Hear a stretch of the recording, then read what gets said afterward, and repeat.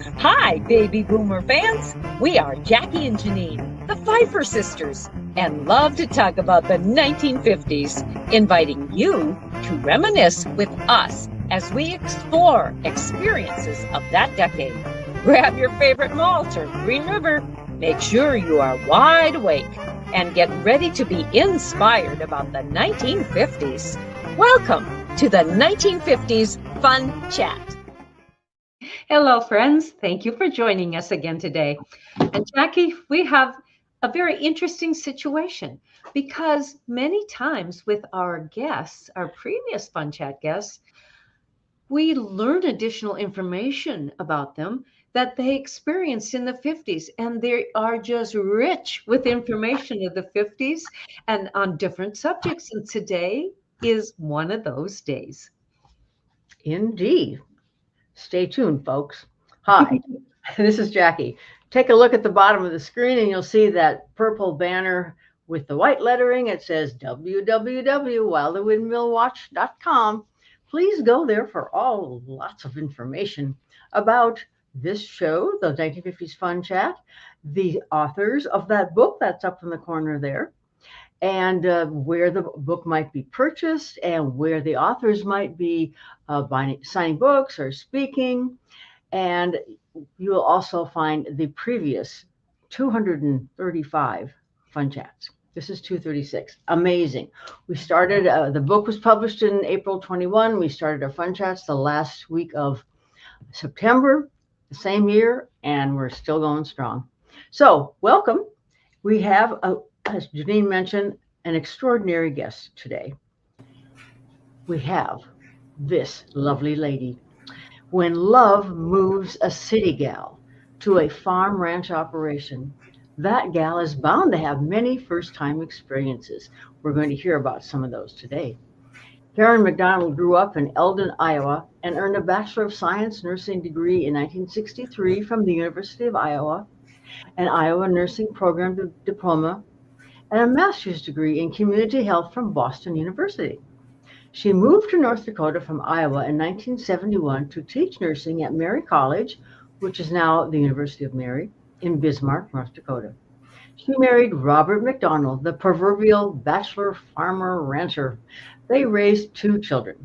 Karen still lives on the ranch 30 miles southeast of Bismarck. Robert passed away in 2001. Karen, we welcome you again to the 1950s Fun Chat. Thank you. I'm pleased to be here. You're welcome.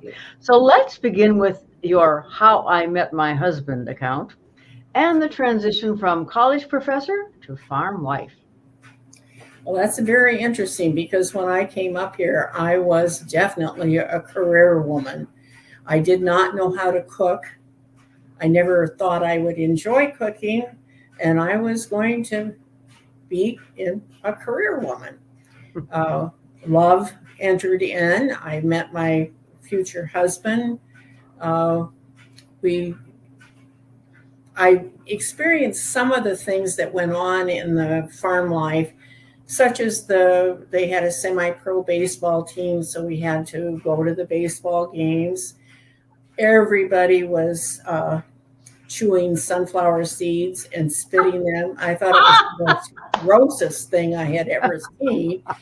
And then a little 3-year-old can put a handful of sunflower seeds in her mouth and then spit out the shells, I knew I was beaten. And then the woman who introduced us, her son came home from the service, so she had a nut fry on the 4th of July. Now, when you brand cattle and work them, you usually castrate them, and the testicles, they are delicious. I will admit that I enjoy them, but she taught me how to do them, and she was a nurse, so her method included 7 surgical baths. Quite often, when they're castrating cattle, the men will just put them on the branding iron and cook them and eat them. Oh. Not her. Everything had to be cleaned, had to be pristine. So we had the nut fry. I found out that it was much easier to do if I had a couple beers. No, I was much younger. But that's how I learned. And I do help with them now. We don't have cattle, so if somebody else does and they want some help, then I'll be glad to help them. I learned about buns. My mother made bread, and sometimes if she had extra dough, she would make something called Parker House rolls. Mm-hmm. And that would be a treat for us. And when I married into this family, they centered their life around buns. Enough buns for supper. Are you going to make buns? And they basically are buns. And the first time I tried it, they were so awful. I threw them in the pasture, and the cows wouldn't even eat them. Oh. But now I do very well, and we have a wonderful service here in North Dakota called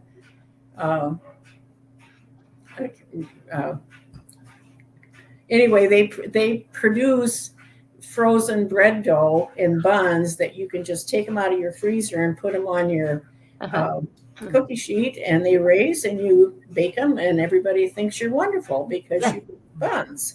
Yes. So, gotta have buns. Well, I also learned that cooking, I said, you have to learn to make a meal that you can serve it 30 minutes early or 2 hours late. You may plan on having 4 people, but 3 extra will show up or even more. You have to have things on hand so you can add to your meal, more vegetables, more salad.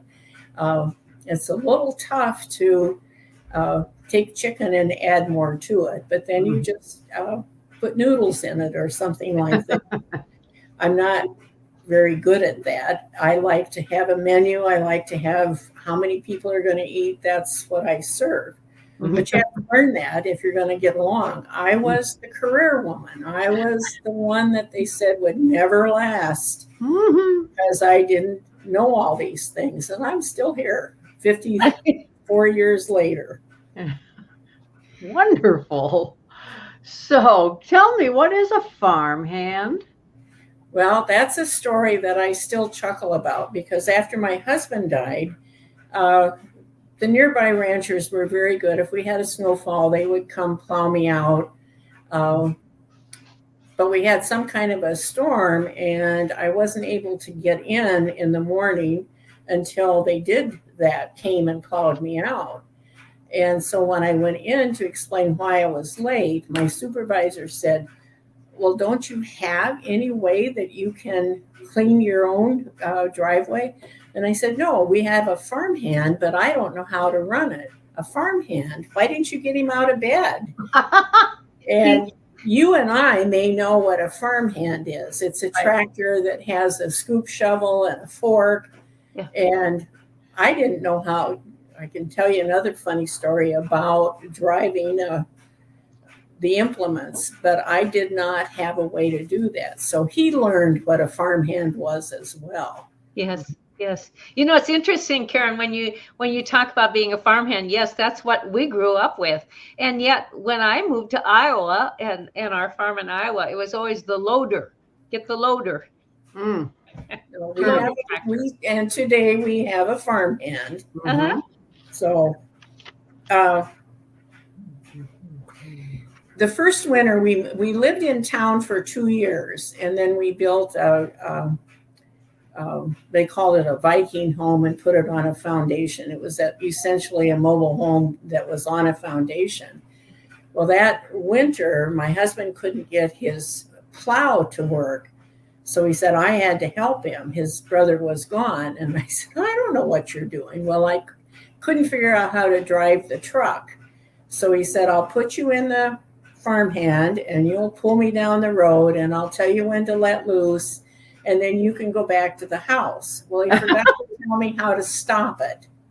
I had Stephen in the truck with me. I think he was about 4 years old. So we came back to the house and I didn't know how to stop it. So we just drove around the burn barrel and probably about 7 times until he got back, and then he could stop it. I am not a heavy equipment operator. I don't know how to do those things. Karen, tell me about the patience, or us about the patience level of your husband in teaching you. Well, he was very patient when he was at the last straw. No. You know, if he had something else that he could reach to, he would leave me alone. But if I was the only one that could help him, he was very patient about teaching me. He assumed, because it's very true, that most young people grew up around equipment and on the farm, and they knew what to do. And I remember he took Steve up to the hayfield with him. I think he was 8, 9, and he had Stephen loading bales. And I was just aghast. That's not safe. And he says, you have to remember, he's probably safer than you would be. Very true. He probably was. I told you a story about the feeding the bulls. And my mother used to come up for hunting season. So Robert could go out to Montana or Colorado and go hunting. And we had to transport the boys back and forth to school. There was no school bus. So she would come up and she would do that. Well, Stephen was left. I think he was 6 at the time. He had to feed the bulls. And my husband had a purebred Hereford operation. So we had maybe 30, 35 bulls. But they were hand raised and very, very calm. Herefords are anyway, you know. There's a saying that I love that Herefords cure exotic headaches. If you have exotics, they cause you to have headaches. Well, we had a series of bunkers, and Stephen needed to load the buckets in the pickup with corn, and then we would drive out to the bunkers, and he would get out with the buckets. He would get in the bunkers and start to distribute the corn. Well, of course, the bulls are going to come right up. They know what's coming. They know what's dinner. And my mother just got hysterical. You can't leave him in there. They're going to trample him. I said, Mother, they know what they're doing. He knows what he's doing. And he did at that age. He could feed the bulls. Now, if I had tried it, I don't know what they would have done, but I wasn't going to try it. Did you raise your own corn then? Yes, it was not corn like Iowa, but it was corn. We usually had a silage pile. And when they said corn, I kind of laughed that first year. But then the neighbor girl got lost in our cornfield, and so it was big enough to get lost. So, but it's not like Iowa corn. We went to Iowa as a family, and we were around Jefferson, and we had to get out, and my husband had to take pictures of how tall the corn was because that was new to him. Sure. It's not that tall back here. That's some prime farm ground in that Jefferson area too. Right. So anything else? So you did branding, and you did castrating when working in the cattle. Was it branding or ear tags or anything? Well, when the cattle were born, they were given ear tags, and I would, when Robert would start into the field work, then I would check the cattle, and if I saw something that was, birth is imminent, I would go up and get him. One day, I think I went up 3 times, and each time he came home, the cow had retracted her statement. She was not going to give birth. But as the cow calves, then the calf is tagged. Sometimes you have to watch because the cow may not like it that you're doing something with her calf. Usually the rancher is very, very careful that he has a place to go if the cow decides to take after him. But then you tag them then. Well, then as all of them are born, then you begin to set up we're going to work cattle next week. John's going to work cattle on Thursday. So we'll do ours on Friday. And that's the way it goes. Everybody expects the neighbor to help out. So you schedule them so your neighbors can help you and you can help your neighbors.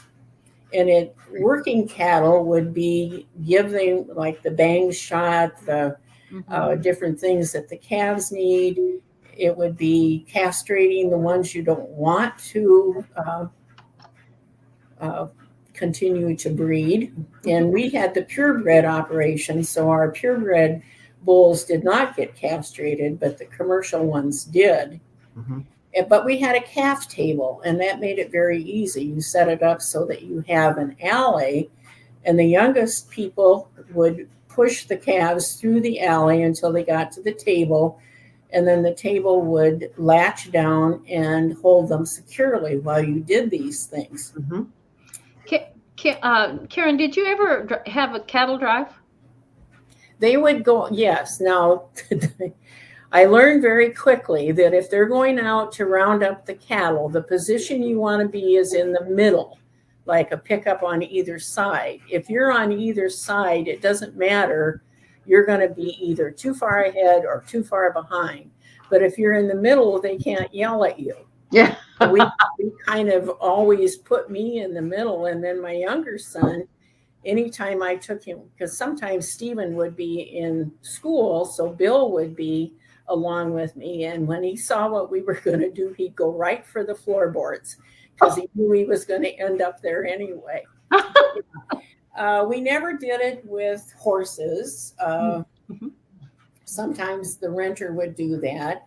Sometimes they use three-wheelers, but you have to go out in the pasture, and then you bring them all in, and we have a way to sort them. You get the cows over here, the calves go that way, and they object to it, and they beller all the time. Yes. But yeah, that's how you would round them up. But the middle position is the one you want to be in. Okay. And then, of course, when it comes weaning time, do you have any special handling practices for that?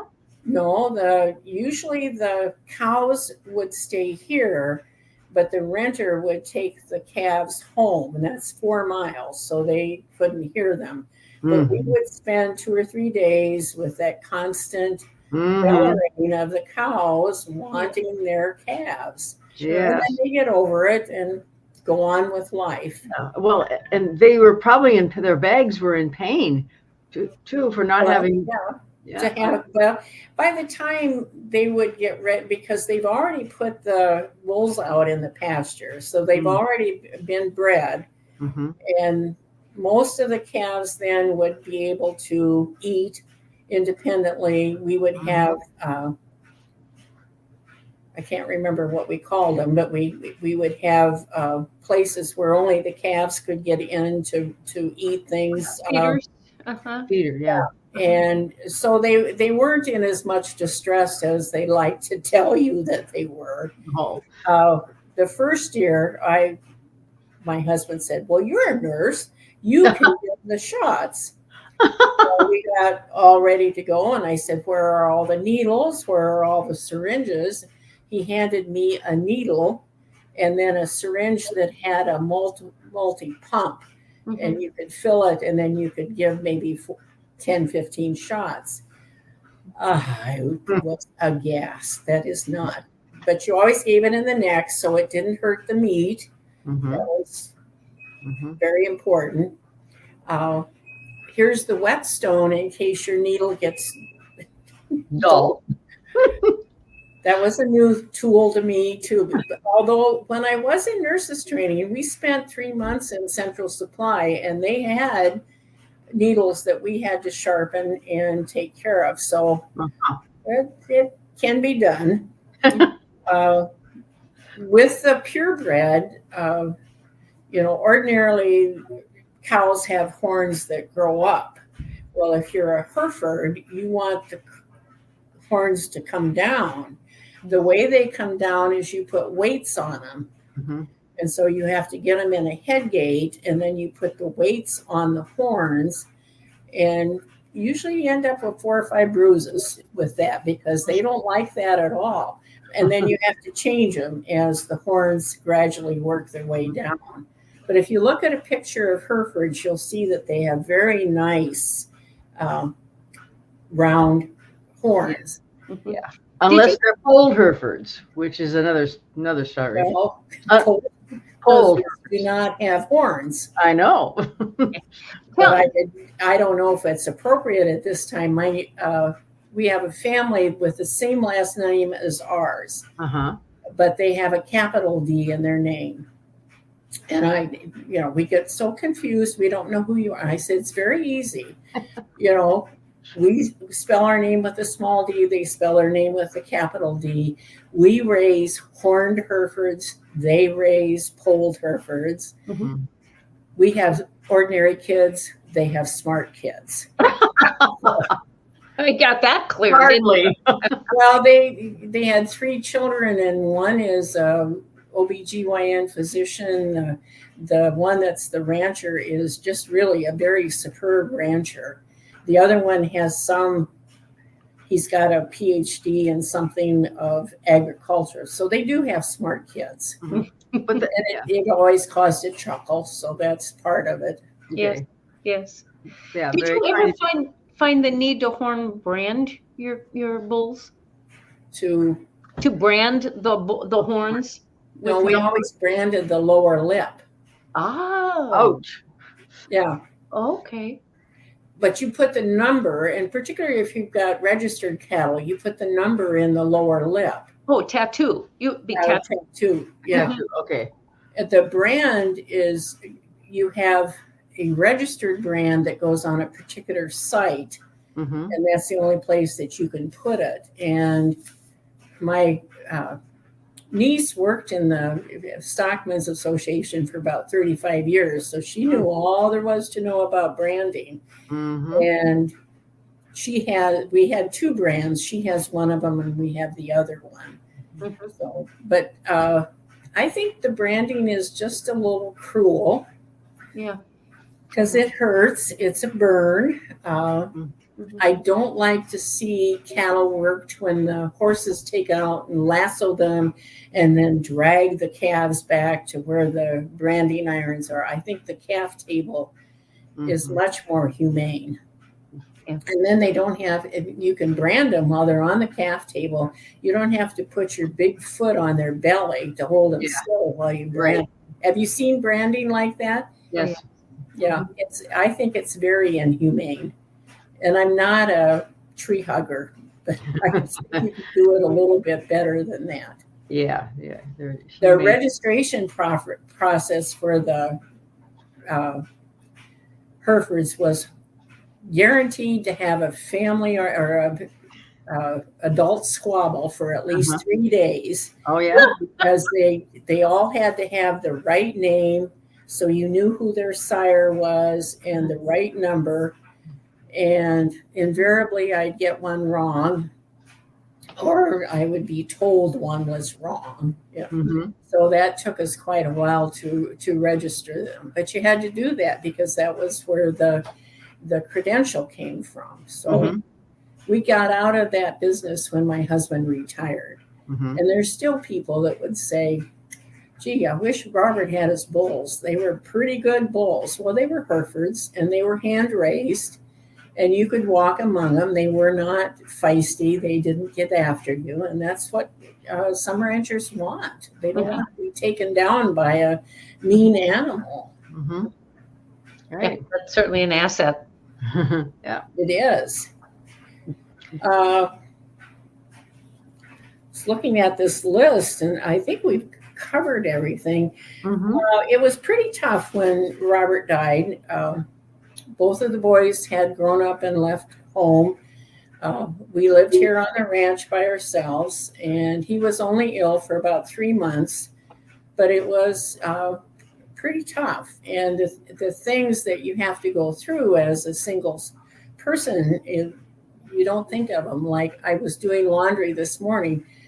You have half as much laundry. Well, what do you do with the few things when you used to have more things to wash? Cooking is terrible. My son moved back on the farm. His 18-year-old son had just been born. And it's so much easier to have a meal and call up and say, hey, I'm making tomato soup and grilled cheese tonight. Do you want to eat with me. And I suppose about twice a week I have a meal for them, and it helps his wife, because she's recovering from breast cancer and works, and so it gives her an out as well. And they pay me back. They will bring things over for me. I don't go over to see them because they've never put handrails on their porch. And I keep telling them that is not where I want to fall and break my leg. So, Yes. but I do know that I would not be able to live out here at my age if they weren't here. I can't plow snow. Yes. My garbage disposal went out. Yeah. Call somebody, and then 3 weeks from now they may show up. Well, Stephen came over and he figured out where the reset button was. He got the Allen wrench and he figured out how to get it started. Yeah. So you got to have somebody that can help you. Right. And we never have been privy to your age at any time. Do you want to know how old I am? If you would like to tell us. I'm 86 years old. Okay. Oh. Wow. Do you consider yourself a rancher, Karen? No, I'm a nurse. Okay. I'm a ranch wife. Yeah. I never drove a combine. I did haul grain. That's a memory I'd like to forget. Tell us. Well, we were gonna haul oats. My husband had I was always jealous of the women that got to ride the combines. They were air conditioned. They had lovely seats. They could listen to the radio. But I have to drive combine. Our combine had no cab. It was pull type.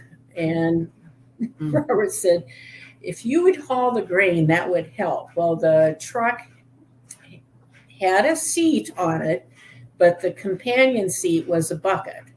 Oh. And my mother-in-law took care of Bill, who was like 2, and I took Stephen with me. And our fields were 7 miles apart. So I would drive up with the empty truck, and Stephen would fill it up, and then I'd drive back. And I finally learned how to start the power takeoff, how to get the grain up into the bin. Then when Robert would come home for supper, it would be dark, it would be 10 o'clock. He would park the truck, and then in the morning, he would unload the grain. Well, it was going to rain one night, so he went down and unloaded the grain, came back, we had supper, and then he went back to the field.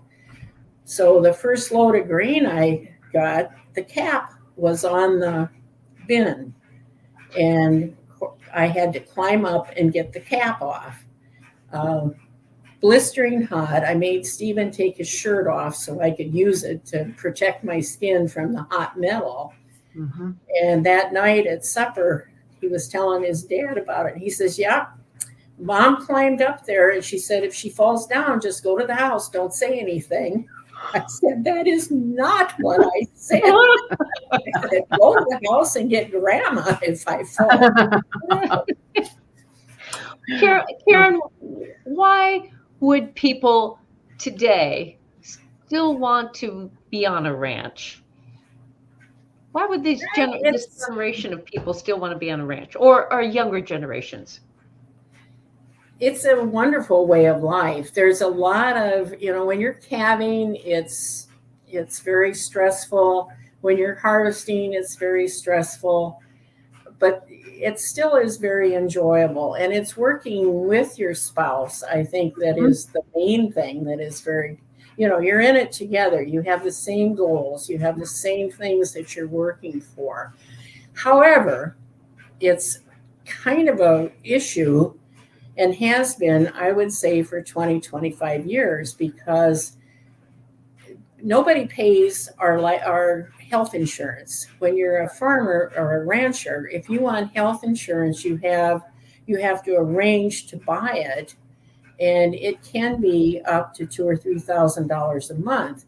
That comes right off the top of your bank account. And I know when I quit work and we quit having the group insurance, it was like $600 that we had to pay every month. We did not have it. And that's the reason I went back to work after a year, was to get the health insurance. And if you would poll most of the ranch wives, farm wives, that's why they work off the farm.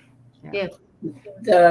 And in what decade would that have been that you? It was in the 70s. Okay. Mm-hmm. All right. And I think even in our area in the 60s, I think some farm women were starting to go back to work just because of that reason. Right. When we lived uptown, and Robert drove back and forth for 2 years after we married. And of course, I was on the group insurance at Mary, but they changed it to family. So I had a card for him and took it home to give it. He looked at it and he said, "Insurance, Karen Macdonald, that's not me." And I said, "That is your insurance." "Well, I'm not carrying a card with my wife's name on it." I said, "You better do it or you won't have any insurance." Well, he figured that out very quickly, that he needed to put that in his billfold. And use it. So then when you were a farm wife and working away from the farm, there was a delicate balance there, and maybe more or less stress. You kind of had to get organized and know what you were going to have for supper. You had to figure out, was this meal going to be at 10 o'clock at night, or was it going to be at 6? I have a friend who I admire. She is now in her 90s. But when she was raising her family, her husband was a rancher. Without fail, they had supper at 6 o'clock. He would leave the field or leave what was going on. They would have supper she had 12 children. She had to make that kind of a arrangement. If she'd have waited till 10 o'clock, the kids never would have gotten to bed. So I always thought that was the way to go. Supper's at 6 o'clock if you're home. Otherwise, I'll leave a plate in the oven for you. Jackie, you've used farmer and rancher almost interchangeably. It's not. Yes. What is it then? Well, I know what a farmer was. A farmer grows things that come up from the ground. A rancher grows things that poop on the ground. I see. So was your outfit a combination of those? It was when my brother-in-law was alive. He had the land that was the farm ground. We had the land that was the pasture. And when he died, and that was that partnership ended, that family got the farm ground, we got the pasture. So we do not have any place to grow anything. We have to grow them on top of the ground. Yes. Okay. Would you buy your feed from your local farmers or from elevators or feed stores? How would you acquire feed? Oh, you make hay. You have hay ground. Yes. And you make a lot of hay. We did grow oats, which you can feed. We did grow corn, but you don't make much money if you have to buy your feed. You have to grow it. And that's why you see cattle out in cornfields after they've been combined, because there is still good things to eat out there. We see a lot of the new farming practices, like the cover crops and everything, and the cattle just seem to love those cover crops. I planted some of those in my garden. You get pretty big radishes with those cover crops, and it does wonders for your soil. It would take a little bit to call this soil where I live. It's sand is what it is. And I grow a garden, but I pour a lot of water on it, and I try to keep the soil going. I never thought of the ground on our farm as being sandy. It was just where we live.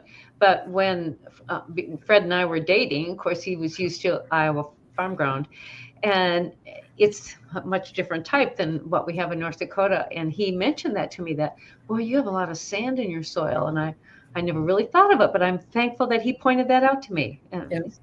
It was just Iowa has a lot of black dirt. When I was a high school senior, I dated a farmer's son who they raised their family on 80 acres. oh, And they could make a living on 80 acres. You could not make a living on 80 acres in this kind of ground. Mhm. The Red River Valley would be a whole different story because they have very, very good tillable ground. Yep. But we're right in a sandy belt. And when you could pick up a handful of dirt or sand and pour it, then you know that you're going to have to put some water on it. It grows wonderful carrots if you can keep them wet enough. okay. Karen, you were raised as an Iowa girl. What attracted you to North Dakota other than love? What and your job? A job. What about the state attracted you and has kept you there? Well, I had earned my master's degree, and I had applied for a job at Russell Sage, which is a very prestigious nursing program, and they decided I didn't have enough experience. Well, the sister at Mary College had been in contact with me, and she kept saying, I'm praying that you will change your mind. So when I got turned down for the New York position, she called and said, have you thought about just coming up to see us? And I came up on June 18th. It's if you're going to go to North Dakota, go in that 2 or 3 week period of June. That's when it's beautiful. And I liked it, and they liked me, and that does wonders for your ego. Yep. So, And you said, yes, I'd be happy to be here. I would be happy to be here. Yeah. Of course, in Do you the middle of winter, it's a whole different story. Yeah. do you see your life as ever desiring to be back in Iowa? No, there's no one there. My family has either moved or died. We were supposed to have our 65th nursing reunion this year. We all decided that we're too old. My sister is gone. I would not have been able to. I just don't want to travel like that. I did a lot of traveling, and no, this is my home. And like I say, my tombstone, if for lack of a better word, has my name and my birth date on it. All we have to put in is the other date. Yeah. Yes. Your heart is drawn to things as you live them, and Right. it's drawn to places with the experiences you have. Yep. We went through a pretty tough time 4 or 5 years ago when they wanted to put wind towers up in our area. And we fought against them, and we won. And we have a couple families that are still terribly angry about that we won. And one of them said, you're nothing but a carpetbagger. You're not even a real North Dakotan. Yeah. They said, well, I've only been here 53 years. We'll wait and see when I am a real North Dakotan. Maybe when they plant me, I will be. Yes. Yeah. Do you have any encouraging words for people to come to North Dakota and live, or to explore the state? Well, we don't like the idea of the flyover state, where people just fly over North Dakota. Yeah. I think the Teddy Roosevelt Library will really bring in tourists. Anybody that has been to the Badlands, now North Dakota Badlands are absolutely beautiful. South Dakota Badlands look like, my mother always said, they look like something God forgot. But our Badlands are beautiful with lots of colors, lots of really nice scenery. But we are a flyover state. Sometimes they get us mixed up with South Dakota. Aren't you the same? Somebody wanted to take North out of our name because then people wouldn't think we got so cold. But there's been many winters when I have a sister in Nevada. She did live in Northern California. Her weather was much worse than ours. There's been some times when Iowa's winter has been worse than ours. Yeah. Why do people call it the flyover? Oh, a flyover state. Well, because you don't land and look around. Yeah. You just fly over it. I have seen surveys where people have gone to every state in the union, including Alaska and Hawaii, and North Dakota has not been on the list. That's the last one. Yeah. If they go to North Dakota at all. Yeah. We do have some wonderful scenery, some wonderful places. And wonderful people. And wonderful people. That's the main thing. Mm-hmm. I had an experience some years ago when Joe was playing basketball. So mom and dad had to take him down early, to warm up. And so I brought the two youngest and I went down. Well, we get on the highway to go down to Hazelton and there's a red car there. So it's 30 below. The wind is going. It's horrible out. I stopped and we rolled down the window. Are you okay? Do you need something? And the guy says to me, I think I got some bad gas. Do you mind would you just follow me for a mile? Well, he went about a half mile. He pulled over the car. He got out. He came running to jump in the front seat. Well, Nathan was in the front seat, so he bailed around into the back, and the fellow got in. Where are you headed? Well, I live in the nursing home in Strasburg, but my wife died, and so I'm in Bismarck looking for a place, and I think I got some bad gas. Okay, I can take you to Hazelton. That would be fine. My son will come and get me. So we drove on, and he said, where are you from? And I said, well, I live west of Moffit, and we're going to a ball game. Did you happen to know William and Ethel Macdonald? I said, yes, they were my in-laws. I built their house. Oh. So we get down to the Cinex station. He didn't have a cell phone. So I called his son, and his son said he would come down and pick him up. And he said, I'll be just fine. You go to the ball game. So we drove to the school, and of course, Nathan didn't waste any time chasing into the school to tell his dad what I had done. And I met with this, Mother, what were you thinking of? Yes. And yes. I just, I will stop for you in North Dakota. I will not leave you stranded.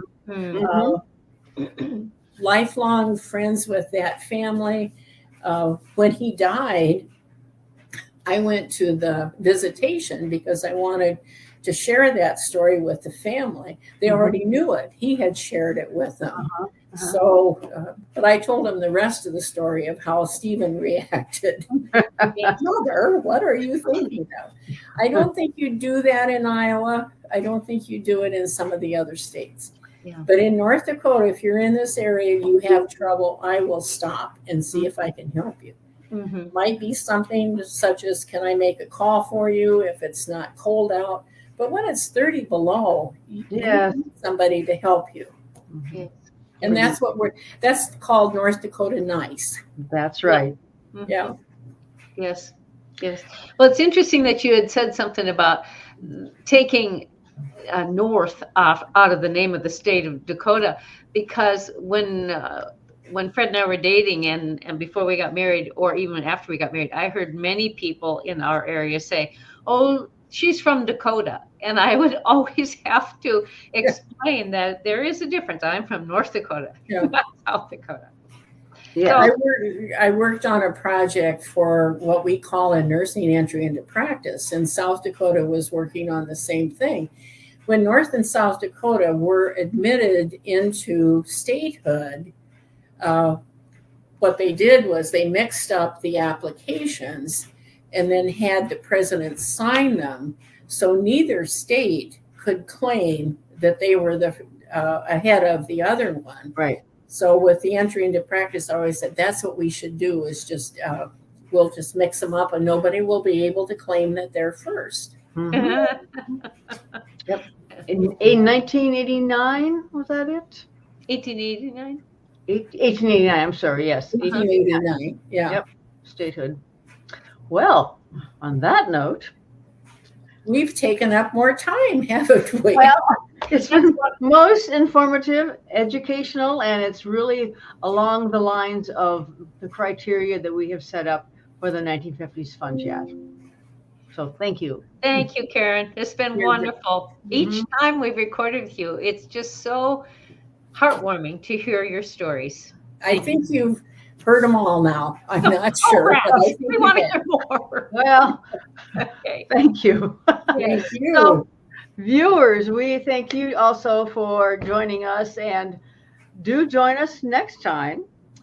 Tell your friends and even your relatives about this 1950s Fun Chat. So till next time, toodaloo. bye-bye. Thank you very much. You're welcome.